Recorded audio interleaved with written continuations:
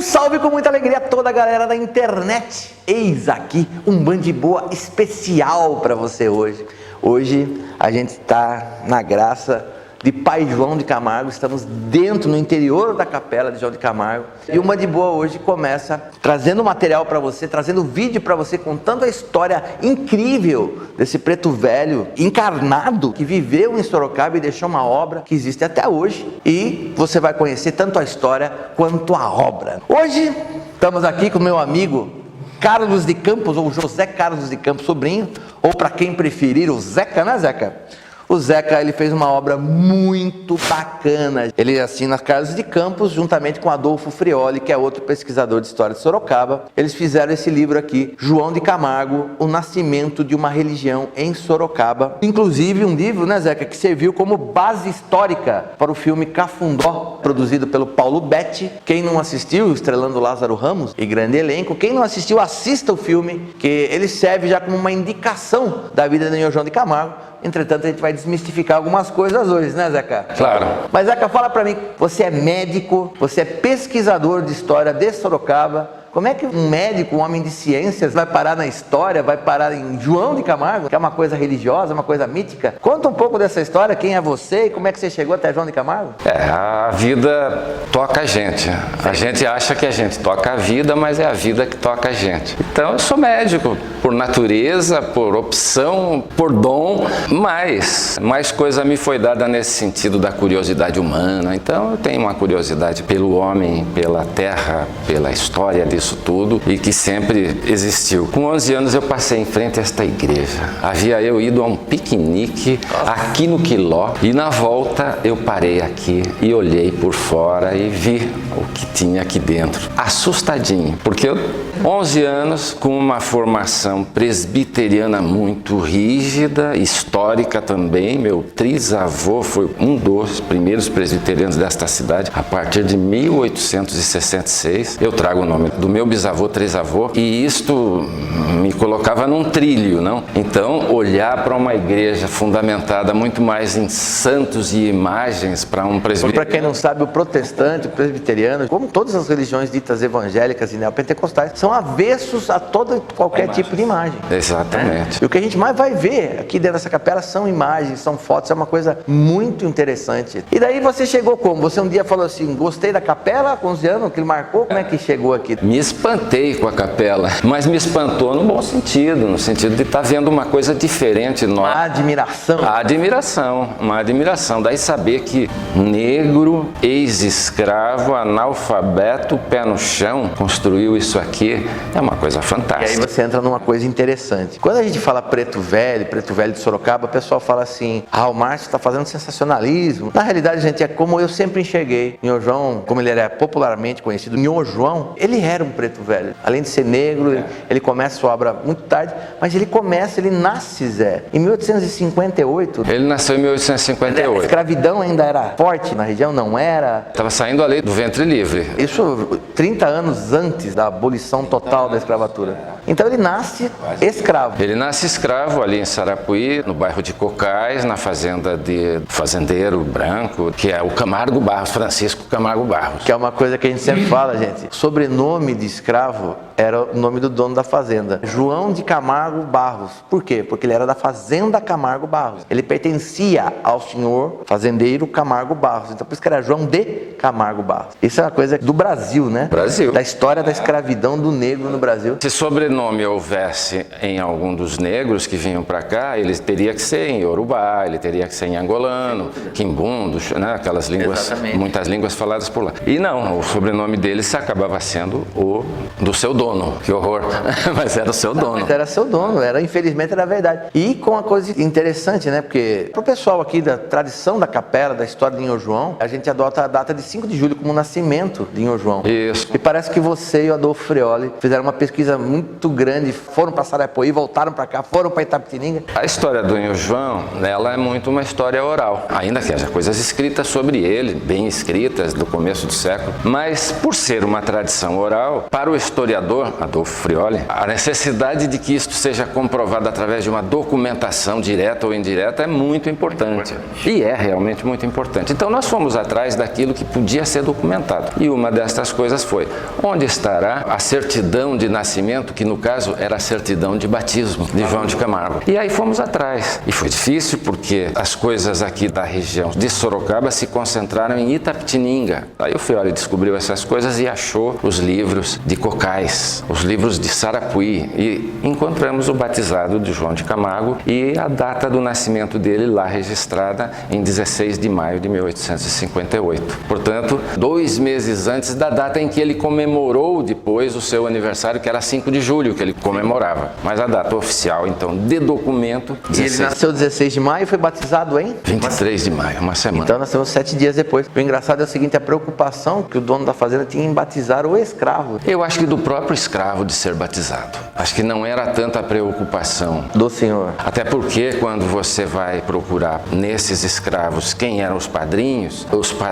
eram santos, não eram pessoas. Pode ser também, Mas é mais raro. muito mais raro. O João de Camargo nasceu, tornou-se um iluminado e fez a obra que fez. Mas ali, quando nasceu, ele era um simples filho de uma escrava que devia ser mais querida dentro ali dos patrões dela, porque era uma escrava de dentro de casa, que era cozinheira, participava da vida íntima ali. Conhecida como Nha Chica. Dona Francisca, mas era conhecida como Nha Chica. E que também era dotada de alguns poderes de cura. E o João de Camargo, então, ele tem esta felicidade, porque a gente tem que achar que seja isso, de ter crescido dentro da casa também senhorial, dentro da casa dos fazendeiros. Então, com isso, ele adquiriu uma mobilidade intelectual maior, um conhecimento maior das coisas. Mas ele, logo que começou a ficar adulto, ele foi poeto. Colocaram ele para estar trabalhando na roça ali. E até que idade João fica na fazenda? Fica como escravo propriamente dito? Ele sai só em 1888? Ele sai antes? Não, ele sai antes. Sorocaba foi um pouco pioneira nesta coisa de libertação de escravo. E também ocorreu no final da escravatura que muitos fazendeiros acabaram também liberando seus escravos em função de que o escravo já não mais representava um meio de sobrevivência de uma fazenda. Com a chegada de imigrantes, com uma nova mentalidade liberal estando em voga. Então era melhor aquilo que tinha sido começado com o Campos Vergueiro, que era a meação, em que o indivíduo vinha para trabalhar numa fazenda e recebia metade dos bens que ele produzia e tal. Teoricamente, na verdade, isso na prática... Não funcionava, a gente sabe disso. Ficava na mercearia do patrão. Exatamente, ainda ficava devendo. Ainda ficava devendo. Então ele veio para cá no final dos anos 70. Nos anos 80 ele estava já por aqui tentando a vida. Ele trabalhou como fazedor de cerâmica, de telhas, olaria. Aqui nessa região, olaria. Era muito forte aquilo aqui também. Ele trabalhou como cozinheiro, como copeiro, e aí tem uma passagem importantíssima na casa do Dr. Inácio Pereira da Rocha. Ele trabalhou um tempo lá como copeiro, ficou amigo da família. Vocês vão ver tudo isso quando a gente for falar da capela e mostrar a capela para você. Você vai entender. Registre esse nome, Inácio Pereira da Rocha. Como você falou para mim, né, Zeca? Ele era senador da República. Senador em um determinado República. momento ele vem para morar em Sorocaba, né? Ele veio mais jovem até. Ele se casou com uma filha do Dr. Braguinha, que era um dos chefes políticos, um homem rico desta cidade. E ele, depois de casado, estabelecido aqui, construiu uma casa belíssima na Rua 15. Aí ele também foi eleito como senador, e ele foi senador no Rio de Janeiro. Então uma pessoa de comando, de domínio, da elite, a doutor Inácio Pereira da Rocha. Teve contato, trabalhou para doutor Inácio Pereira da Rocha. Daí João ele casa depois disso. Para quem assistiu o filme Cafundó, é uma coisa que fica muito claro. Ele se casou no começo dos anos 90 e foi com uma mulher aqui pro lado de Salto Pirapora. Tinha um lugar ali chamado Sete Alqueires. Ficou conhecido por Sete Alqueires porque foi na época em que nos Estados Unidos, por causa da Guerra da Secessão, caiu muito a produção agrícola deles, por causa da libertação de escravos lá também. Então o Brasil aqui, os fazendeiros começaram a assumir a produção de algodão e surgiram as fábricas de tecidos. É a primeira industrialização brasileira através de fábricas de tecido. Sim. Sorocaba mesmo teve essas fábricas. E o João de Camargo foi trabalhar lá em Sete Alqueires. Virou meio que uma meca, assim, todo mundo queria ir trabalhar lá porque era um mega projeto, Sete Alqueires de terra plantada só com algodão. E lá ele ficou um tempo com a mulher dele. O João de Camargo, nessa época, desde que ele veio, ele granjeou a fama de ser um beberrão. Um indivíduo que para nas esquinas da vida e fica tomando com os amigos e sai meio embriagado. Consta até na história oral sobre ele, de que muitas vezes ele era encontrado embriagado no caminho da casa, dormindo numa beirada de estrada, no relento. E isso tem uma importância porque é o que vai acontecer em seguida. Exatamente, porque aí eu falo, gente, para quem acompanha o Band de Boa, a gente abordou tantos temas referentes à mediunidade e o que a mediunidade que não é desenvolvida pode causar na pessoa. E o João dele tinha uma mediunidade característica, porque inclusive, diz que muito pontualmente ele bebia para diminuir o som das vozes na cabeça dele. Isso era uma justificativa que ele dava muito claramente e que também, pontualmente, essas coisas da cura, mas eventualmente ele curava pessoas, ele abençoava pessoas. Até porque tinha a tradição vinda da mãe dele, que fazia isso. De benzer. A gente não sabe dizer ao certo se a mãe dele tinha essa herança africana tão arraigada, se foi realmente ou não com a mãe dele. O filme diz que sim. Olha, na história oral, ela é tida como uma mulher que fazia benzimento, como tem essas clássicas. Mas tem a tradição do culto de orixá? Nenhuma. Era pelo brotamento desta força mediúnica e natural na pessoa, mas sem uma ritualização religiosa que fizesse aquilo prosseguir dentro de um caminho. Isso é muito importante, gente, porque isso já quebra o primeiro paradigma da história. Voltando à história da mediunidade de João de Camargo, é impressionante. O que as vozes mais pediam para João é: pare de beber, João. Pare de beber, João. Pare de beber, João. Quero que as vozes mais aturdiam a cabeça dele com isso, e ele queria parar essas vozes. E ele vem se casar com a Escolástica, que inclusive o nome no filme é Rosário, tá errado, né? O nome é Escolástica, que foi uma mulher que viveu cerca de 5 anos com João. Mais ou menos isso. Mais ou menos isso. E que ela nunca recebeu pombagira, ela nunca teve contato com religião afro-brasileira. Isso foi uma certa alegoria do filme. Ela nem era de origem africana, ela era uma branca. Então ela não tinha tradição, esse negócio que ela recebia pombagira, que João pegou ela traindo. Mas na realidade quem termina o casamento é ela. Ela que o deixa. Provavelmente, creio eu, por causa da bebida. No boca a boca, disse que sim, que foi por causa da bebida, então ela não aguentou viver com ele. E vice-versa, ele com ela também. E a bem da verdade, ele foi um homem solitário, não, porque ele viveu mais quase 50 anos, ele jamais foi casado, não tem histórias de João de Camargo com mulher ou com mulheres. Aqui na igreja, ele tinha os discípulos, tinha uma meia dúzia de adolescentes que vinham aqui, faziam a formação com ele, e mulheres que também tiveram sua formação com o João de Camargo. E daí acontece o seguinte, em 1906, ele começa efetivamente a missão dele. É como se ele cansa de lutar, ele para de resistir. O nosso sociólogo, pai da sociologia brasileira, Florestan Fernandes, ele faz uma grande diferenciação. João de Camargo até 1906 era alguém que fazia benzimentos, fazia curas, mas era assim, fora do padrão eventual. Aí em 1906 ele passa a ser um curandeiro, um médium com um local de atendimento, que é isso aqui. Que muda, né? Que a gente vai e conhece a capela, calma lá. A tradição oral que a gente ouve, o mesmo filme, deixa claro que como se o João tivesse levado um grande tranco para parar de beber efetivamente e iniciar essa missão. Você conseguiu recolher alguma história nesse sentido? Olha, um momento de despertar? Até onde fomos, o momento de despertar dele foi quando, então, saindo do bar embriagado num dia de chuva, ele parou em frente à cruz do Alfredinho e ali era onde ele realmente parava, muitas vezes dormia por causa da bebida. E ali ele teve a visão. O tranco dele já foi diretamente uma visão, e essa visão foi uma visão completa. Estas sincronicidades que aparecem em sonhos, aparecem em revelações acordado, e às vezes até são confundidas com doenças mentais. Sim. É comum pessoas assim serem diagnosticadas por esquizofrênicas e chamadas de delirantes, alucinadas. E o João de Camargo então teve esta visão que, como ela é descrita, ela é muito bonita, onde aparece Nossa Senhora, onde aparece o menino Alfredinho. Monsenhor João Soares tinha morrido há poucos anos antes, 1900, no final da febre amarela, e o João de Camargo então ele vê todo esse pessoal e recebe a missão dele. E a missão dele, curar e construir uma igreja. E aí recebe a missão e ele se retira aqui para o alto do Morro de São Francisco, onde está a Light. A represa de Itupararanga. Itupararanga, Cachoeira Barulhenta, Sim. Itupararanga, em Tupi. Ele vai para lá e lá são as pedras. Ali é um território de Xangô. Ele vai para lá e lá ele confirma os votos dele e volta para a missão. A primeira coisa que eu quero falar é que hoje existe uma diminuição do preconceito com a raça negra, mas ele ainda existe, ele é presente. Nós estamos em 2017, olha só. Nós estamos falando de uma pessoa negra que nasceu escravo. Imagina um cidadão negro que era recém-liberto, que era considerado um bêbado, e ele em 1960 falou, eu vou erguer uma capela. Mas enfim, o João, contra tudo e contra todos, ele começa a erguer a sua primeira capela. E como é que foi a primeira capela, o primeiro ponto? Ele já era de alvenaria?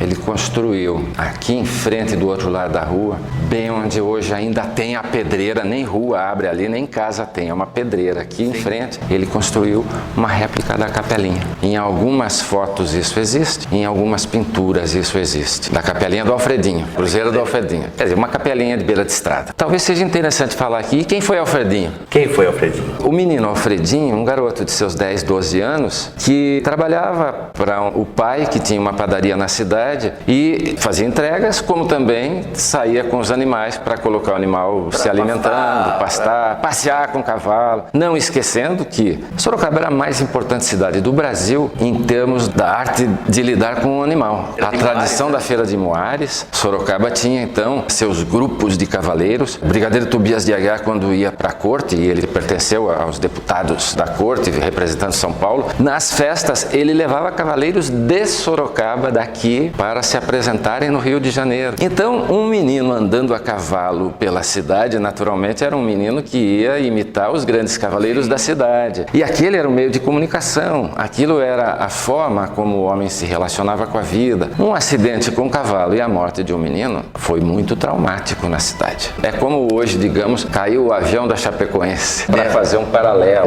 Resguardadas as devidas proporções, da cidade, não é? Então aí o Alfredinho saiu a cavalo e sumiu. Alguém o encontrou. Disse que foi também um negro escravo que o encontrou morto, todo escalavrado, porque ele caiu do cavalo e ficou preso pelo pé a corda que ele tinha amarrado ao pescoço do cavalo para andar. E foi arrastado dezenas de metros, num terreno pedregulhado, e então ele ficou muito machucado. E o cavalo parou na beira do córrego, da água vermelha, para beber água. Por que água vermelha? Diz a cultura oral que é por causa do sangue que saiu do menino Alfredinho. Se misturou as águas do córrego. Porque isso fica claro do filme, né? O filme mostra isso. É a tradição oral que diz isso. Bom, o João de Camargo estava nascendo quando isso aconteceu. Isso aconteceu por volta de 1850. Disse até que é no mesmo ano que ele nasceu.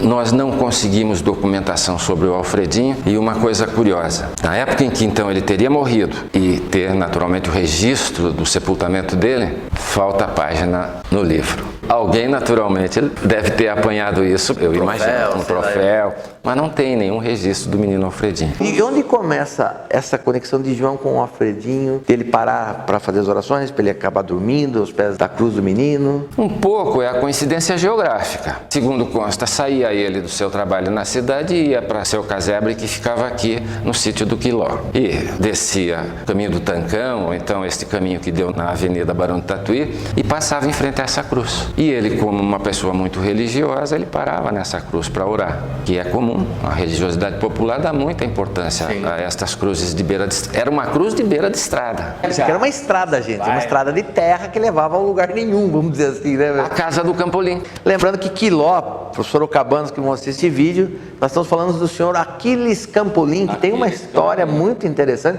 que ele era proprietário de todas essas terras aqui. Diz que enriqueceu, casou-se com uma mulher negra, que deve ter sido um escândalo na época. Ele era isoladão da sociedade, talvez até por causa disso. E o Aquiles Campolim, seu apelido era Quiló, porque para quem não sabe, existe um shopping em Guatemi, aqui em Sorocaba, e ao lado dele hoje existe uma avenida chamada Gisele Constantino. E essa avenida antigamente era um rincão, uma estrada de terra, chamada Estrada do Quiló. E o engraçado é que essa terra toda, do seu Quiló, um homem rico que casou com uma negra, que escandalizou urbanizou, que deu a terra para João fazer a capela, acabou se tornando o bairro mais rico, mais elitizado da cidade de Sorocaba. É uma coisa curiosa isso, região sul da cidade. E hoje a capela está incrustada num lugar muito caro de Sorocaba. É um pedacinho de história no meio de tanta modernidade, no meio de avenidas, no meio de grandes lojas, de grandes comércios, no lugar mais caro de Sorocaba. Daí o João monta, então ele começa em 1906 a sua capela, primeiro com uma coisa muito simples, muito né? simples. Do outro lado da avenida, né? A réplica da capelinha. A princípio, então, atendia pessoas junto a essa capelinha, tratou de fazer um lugar para ele dormir, e aí, em 1910,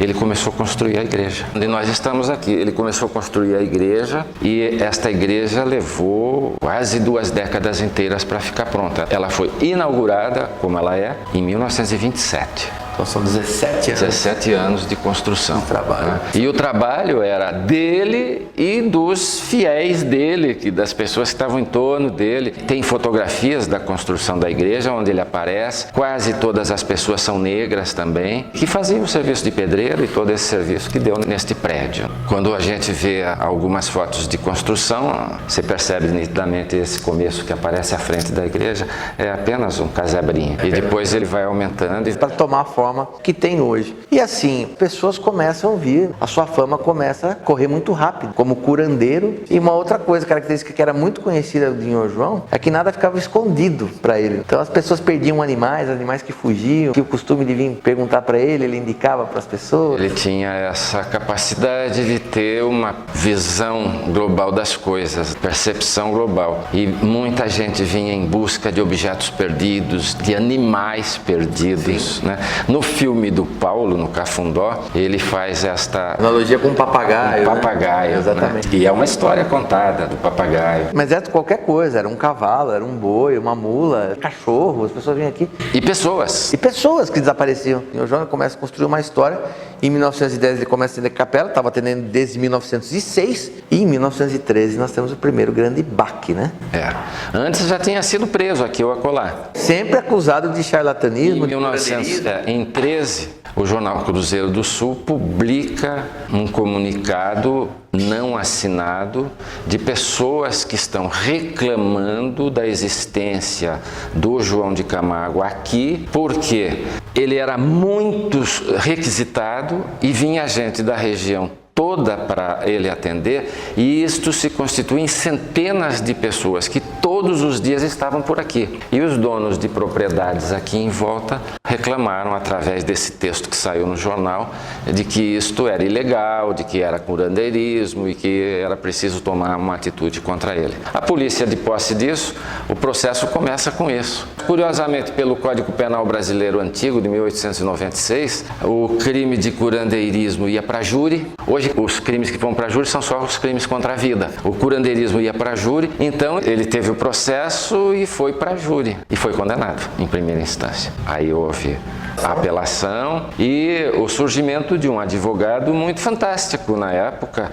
que foi o Dr. Juvenal Parada. Dr. Juvenal Parada, que assumiu a defesa do João de Camargo, ele fez uma revisão histórica das coisas e colocou o trabalho do João de Camargo não como curandeirismo, mas como mediunidade equiparada à mediunidade que havia sido descoberta na França e que deu origem ao espiritismo. De Allan Kardec. De Allan Kardec. Jean-Marie Hippolyte Denisard Rivail. Exatamente. E então, com isso, no final do século, começo do século XX, o espiritismo chegou ao Brasil. E chegou pelo Rio de Janeiro. Entrou meio que pela corte. Então, ele equiparou aquele trabalho de João de Camargo a este trabalho espírita. E demonstrando que o espiritismo vinha de um conhecimento intelectual. Científico, né? Científico, baseado em estudos psicológicos, citando as pessoas na época, as fontes disso e tal. E ele conseguiu a absolvição. E não foi a única vez, teve outras vezes que fecharam a capela. Quantas vezes você acredita que o João foi preso? Nos biógrafos dele da época, na quadrinha de um deles que faz em quadras, né, faz em poesia a história de João de Camargo, ele fala em 18 vezes ele ter sido preso. E 18 vezes ele foi preso, e ele era preso só para assustar ou ele era solto como? Ele era preso para assustá-lo, para dar uma satisfação para os outros, mas há quem diga na história oral que o delegado acabava consultando ele, o escrivão acabava vindo aqui.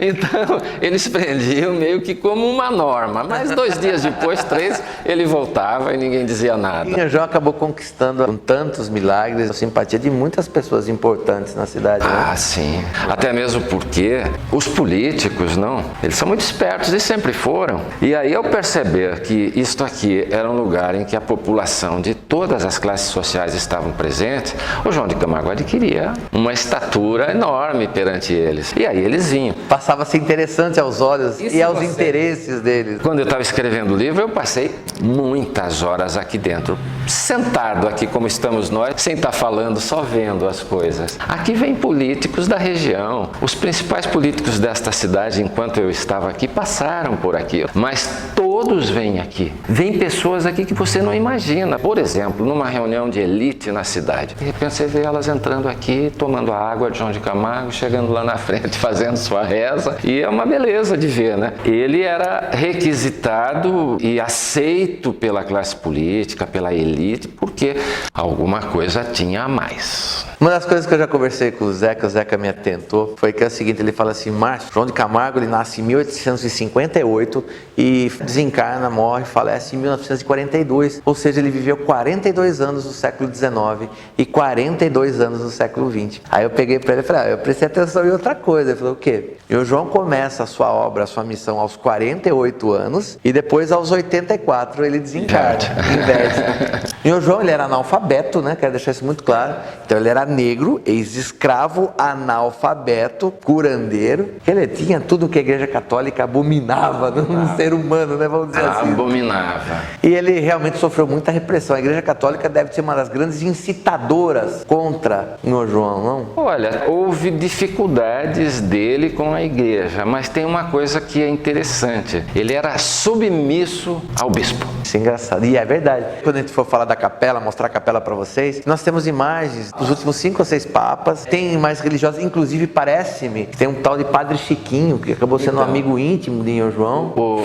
Francisco Cangro, Padre Chiquinho, é uma pessoa muito querida aqui na cidade. Os antigos falam dele muito bem, foi uma pessoa muito humana e tal. E o Padre Chiquinho, ao contrário de outros padres de origem italiana ou espanhola que atuavam nessa cidade, que eram contra o João de Camargo, o Padre Chiquinho visitava o João de Camargo e era por ele visitado. Eles tinham conversas, eles eram amigos. Então ele tinha esta relação. Ele doou uma imagem para Sarapuí e essa imagem ia sair aqui de Sorocaba, sair aqui da igreja e ia em procissão para levar essa imagem para lá. O bispo proibiu, ele suspendeu. Todo mundo veio para cá, ele suspendeu. O bispo não quer, não? O bispo não quer, nós obedecemos o bispo. Com isso, ele se oficializava. Sim.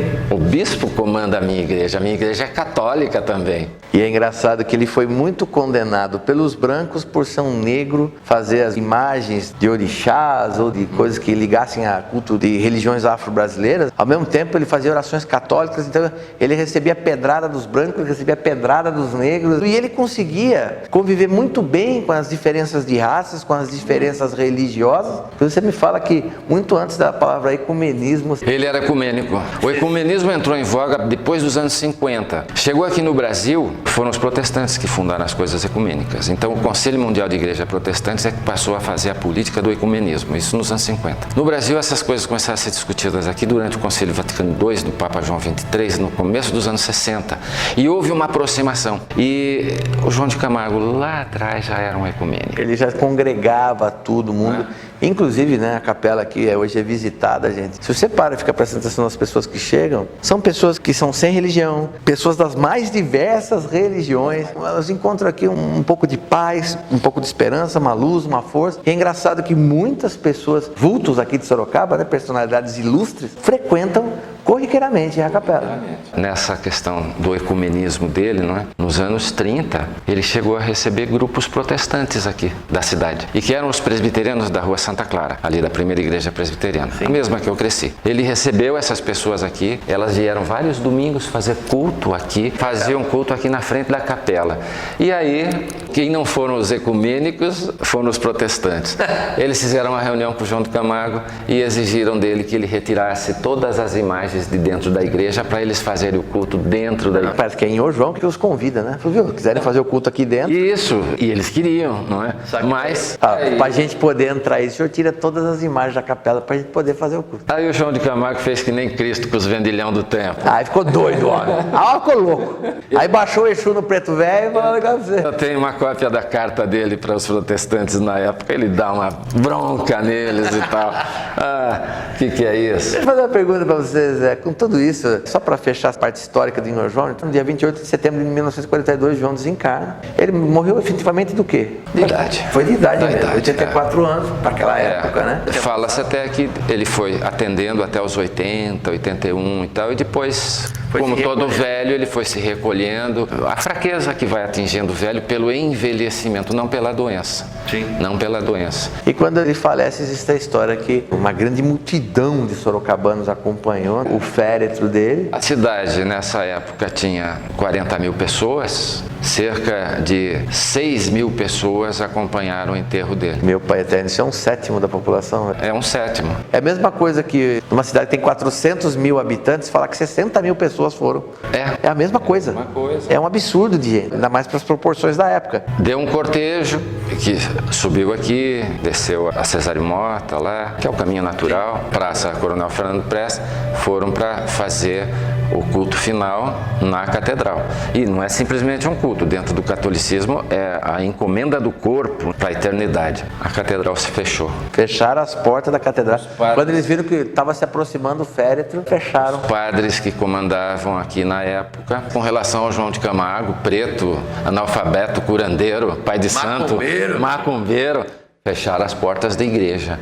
E isto, segundo alguns, deu um movimento assim entre as 6 mil pessoas juntas. Aquela praça estava... As pessoas ficaram revoltadas. Gente querendo arrombar a porta da igreja. Alguém de muito bom senso, não se sabe quem, depositou o caixão dele na escadaria da igreja e ali fizeram a missa. E daí foram para o cemitério da Saudade, e aí o enterraram. Alguns anos depois foi feita a réplica da capela. O túmulo de Senhor João, gente, é uma réplica da capelinha. E deixa eu fazer uma pergunta para você, Zeca. Fala para mim aí 2 milagres peculiares de Senhor João de Camargo. Para mim, o milagre é esta coisa mágica, maravilhosa. Então, eu não me preocupo muito com isso. Acho que tudo é natural. Acho que muito milagre se dá pela integração energética da pessoa perante o guru, perante o pai de santo, perante o sacerdote. Para mim, coisas que ficaram na cabeça, né, de falar que coisa estranha. Não é o cotidiano da vida, a lógica que nós encontramos. A lógica natural, né, das coisas, né? Então, aí chega um grupo de pessoas aqui,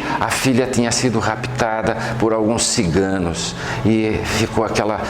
Mas e onde está? Onde está? Ele se concentrou, falou, desçam até registro, o Juquiá que está lá. Pô, da onde ele tirava? E foram, e estava. Acho que era impossível esconder qualquer coisa de Senhor João. Era impossível. Tem uma história da mulher que ela estava vindo de outra cidade e veio com algum dinheiro, alguns R$1000. E ela falou, se eu chegar na capela e ele pedir esmola, eu vou ter que dar meu dinheiro. Então ela achou um cantinho, pegou umas pedras, colocou o dinheiro embaixo das pedras e veio para cá. Quando chegou a vez dela chegar com o Senhor João, João de Camargo vira para ela e falou assim, a senhora volte de onde a senhora veio e pega o seu dinheiro que a senhora colocou lá embaixo das pedras e doe para os pobres. Depois que você doar, você vem aqui, porque o atendimento e a cura quente e graça, a gente não cobra nada, mas a senhora precisa aprender uma lição. Outra história que eu acho muito bonita e que ela se repete miticamente porque ela é atribuída também muito parecida ao monge de Ipanema, que viveu na metade do século XIX em Ipanema, ali em Araçoiaba e tal, que é a história da pessoa que veio para cá e ela trouxe 2 galinhas, uma das galinhas fugiu, e aí quando ela entrega uma das galinhas e tal, ele diz onde está a outra. E uma outra história bonita também, que é um pouco parecida com essa que você falou, é da pessoa que veio, pegou a guia, as folhas, no meio do caminho falou... A guia seria um receituário, tá, gente? Não é fio de contas, não. Só pra papel onde ele carimbava o santo do dia para ele e ele fazia uns rabiscos. Ele fazia porque ele não escrevia, ele fazia uns rabiscos. Com lápis azul e vermelho. E aí, esta pessoa, no meio do caminho, falou assim... Imagine, eu tô doente e tal, você acha que isso aqui vai me curar?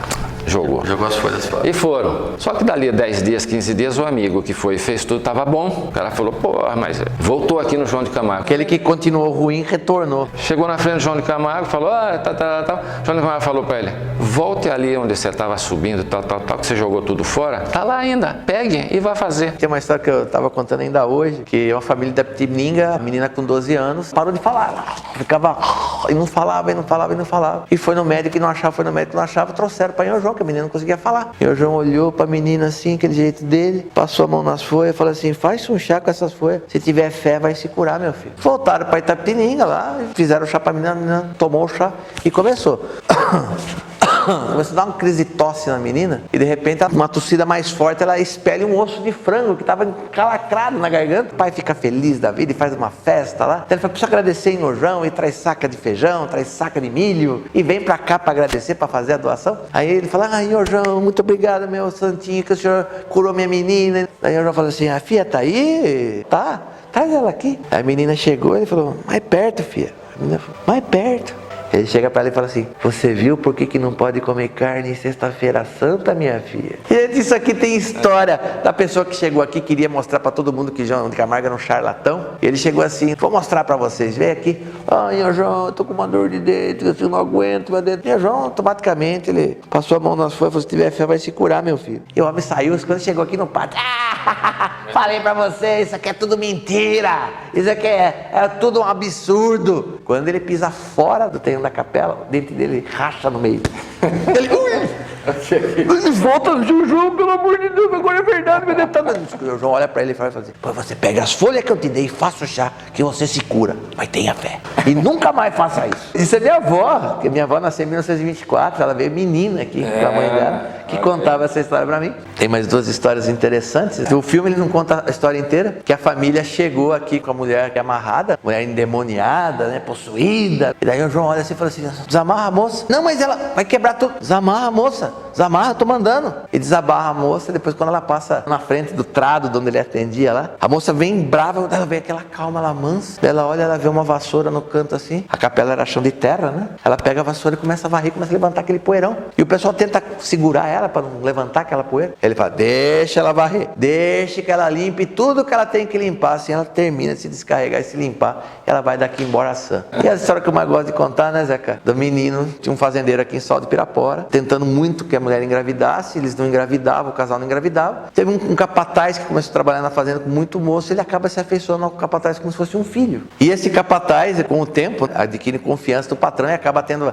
acesso a muitos benefícios, né? Tinha uma vida muito boa junto do patrão, até que tardiamente a esposa do fazendeiro fica grávida e nasce um menino que, obviamente, o pai fica feliz da vida e acaba tirando toda a atenção que era dada ao capataz para dar para o menino. Ele pede para o capataz, quando o menino vai crescendo, e fala assim, você vai cuidar só do meu menino agora, onde ele for você vai e não tira o olho dele. E o capataz, obviamente, morria de ciúmes, porque ele perdeu uma série de vantagens com o nascimento e o desenvolvimento dessa criança. Certo dia o pai chega no final da tarde e fala assim, cadê meu filho? Chega pro capataz. Ele falou, não sei, ele me pegou o cavalo, falou que ia dar uma volta, não voltou mais. E toca, todo mundo pega cavalo, era final da tarde, estava caindo o sol, é anoitecendo e procura nada, vai nas fazendas ao redor, ninguém viu o menino, até que lá para as 10 horas da noite alguém fala, estamos de cavalo, vamos descer lá, até o preto feiticeiro lá de Sorocaba, eles que acham tudo, e desceram aqui, chegaram aqui babado das 11 e pouco da noite, 11h30 da noite, bateram na capela e o João sai de pijama, ele vê aquele monte de cavaleiro. O que significa isso? Daí o fazendeiro desce e falou assim, Senhor João, diz que o senhor acha qualquer pessoa e eu preciso saber onde que meu filho tá, porque meu filho tá perdido.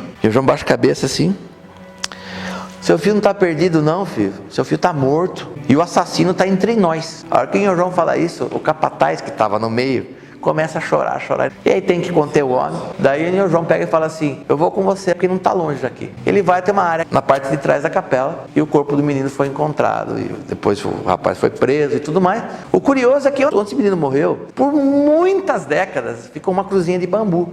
E essa cruz caía, arrancava uma cruz, a cruz aparecia de novo. E era um terreno muito grande, numa área muito nobre da cidade. E o pessoal falava, olha, vai ser condomínio aqui, horizontal. Não dava certo. Olha, vai ser várias torres de prédios vão ser construídas aqui. Não dava certo. Olha, vai ser shopping center. Não dava certo. Olha, um grupo de esportivo aqui, um time de futebol, vai montar um centro esportivo. Não dava certo. Nada que se propunha, nenhum projeto vingava naquele terreno. Até o dia que o SESC, o governo do estado, absorve o terreno e inventa de montar o SESC, que é totalmente voltado aqui no estado de São Paulo para criança e para juventude. Quem tinha morrido ali era um menino. Em 1 ano e meio, uma estrutura enorme do SESC se pôs. A impressão que dava é que enquanto não fosse nada voltado para a criança, o menino não ia deixar que se estabelecesse. E tudo isso são graças, pérolas, e quando a gente falar de capela vai sair mais milagre. Eu vou agradecer ao Zeca e vou falar, Zeca, esse livro aqui, eu acho que é uma coisa muito bacana. Dá para adquirir esse livro ainda, Zeca? Em sebo. Em sebo só. A edição não tem mais acabou, edição. Saiu cerca de 3 mil livros, a edição acabou. Quem tem, tem. Quem não tem é só no sebo, viu, velho? Não adianta procurar nas livrarias que você não acha mais. Falar mais uma coisa sobre o João de Camargo. Pois não. A sua origem religiosa. O João de Camargo, assim que ele começou o trabalho dele, que foi uma coisa que brotou naturalmente, não sei por que vias, ele passou a ir para Santos, onde ele se reunia com quem praticava o culto da Calunga. Então explica pro pessoal o que é o culto da Calunga. Calunga o que é? A Calunga, ela tem o significado de cemitério. Sim.